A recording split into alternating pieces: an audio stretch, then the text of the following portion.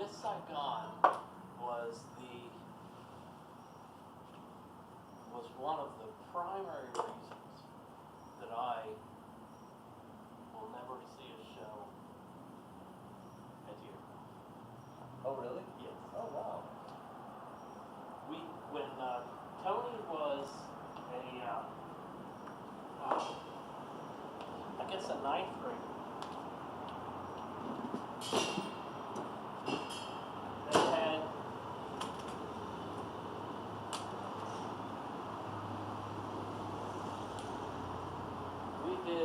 because marching shows a lot of times are Broadway shows. Okay. And so what his band director liked to do, they took a trip every other year. Mm-hmm. Every other trip was one of those get down to Disney and do the parade thing. Yeah. And so then the every other trip was to Manhattan for a long weekend. Oh, cool. And the what the deal was is that when we went with Tony, so he was a freshman, and this was in the spring, and their show that year had been Guys and Dolls. Okay. What was Tony in that? Well, he played sax.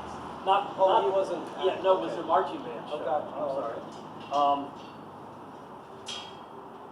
Their marching band show. So we got like a Sunday afternoon tickets. I think it was Sunday afternoon. To see Guys and Dolls with Nathan Lane. Yeah. And when he did, I forget the character now, Sharon would probably know. But I wonder if he did Nathan Detroit. well, he did the guy who sings "Sit Down, You're Rocking the Boat." I don't know it that well, unfortunately. Oh, okay. And when they did the final note of You know, I thought the Ventures were tuning up out here. I remember them. Yeah, me too. Yeah. You know, you ever heard of them, Dylan? Yeah, I haven't. I love thought that about it in a long time. Yeah. Yeah. Just good Yeah. guitar jams. The Ventures were, I think they kept Semi Moser in business. Oh yeah, the guitar company. Yeah, totally. Most right, yeah, those fiberboard. I believe it. But when they finished, Oh yeah, the. when they finished the song, and of course they have to get ready to go right back, into the show. Yeah. But it took like 10 minutes for the audience to sit down. Really? He just Oh, yeah, he Dylan. can just wail on that guitar. But My brother was a big fan of him when I was growing up, and I thought, what is he listening to? That is so cool. I was a little kid, I didn't know. yeah, that was about when I started playing in bands and things. Yeah. But the other show that we saw that weekend was Miss Saigon, and it was in one of those. It was next door to the. Sound great, guys. Oh, Thank you. Yep, see you later. See ya. It was in the theater next to the Ed Sullivan Theater where Letterman did his show. Okay. So it was one of the old, really small places. Yeah. Okay. And they kind of got the tickets messed up. As far as a lot of people were in one place and everybody else was in another place. Okay.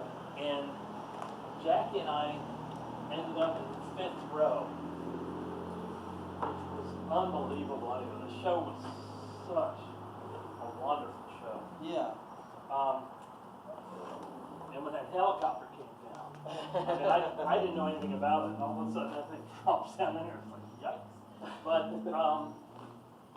so it was a Saturday night, 8 p.m. show Okay. of Miss Saigon on Broadway.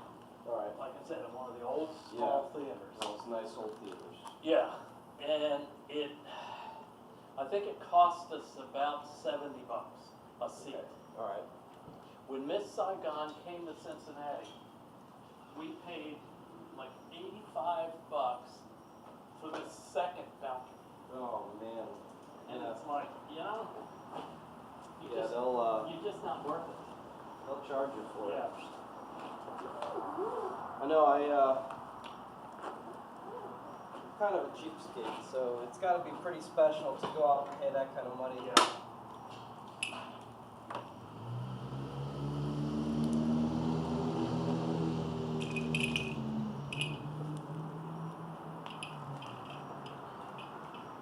Dale, thanks for doing this with me.